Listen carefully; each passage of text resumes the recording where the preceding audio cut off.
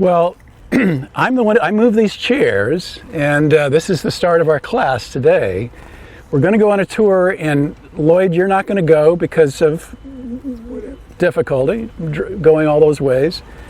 But the reason I chose this place is that for me, this in some ways represents all of the issues, totally all of the issues with creative placemaking. And let me tell you what I mean by that. First of all, the fact that there are even chairs to sit on. These chairs belong to Lisa, and they're all for sale. I thought that was pretty fun. She leaves them over here and allows people to put them anywhere in the park, and you see them spread out and then moved back, spread out, then moved back.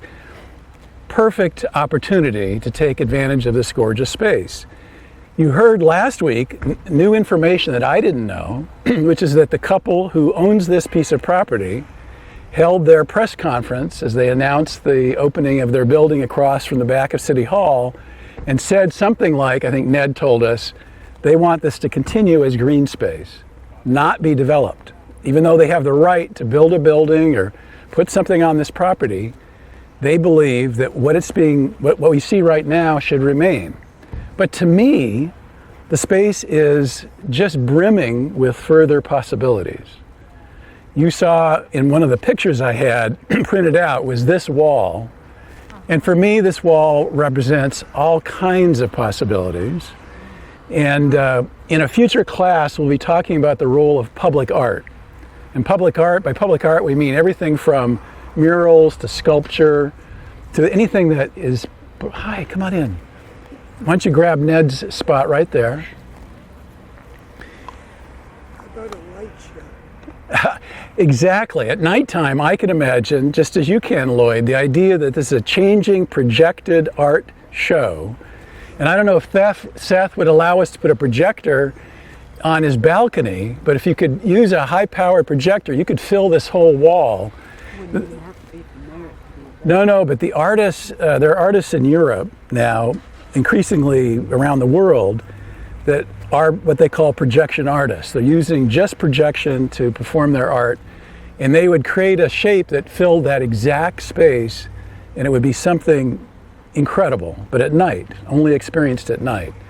So whether it was a permanent mural, a projection light show, a backdrop for a poetry festival, or for a musical group, I think this... In Miami Beach, once a week, they at the concert they show movies right on the side of the building in a park similar to this.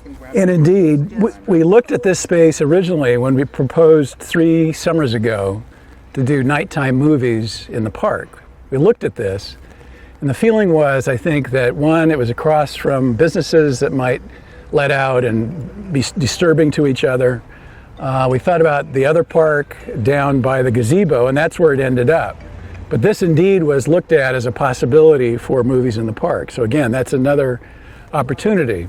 The other thing you remember about this space, I think, if you've been here in the wintertime, is that the ice festival sets up for ice carving along the green space.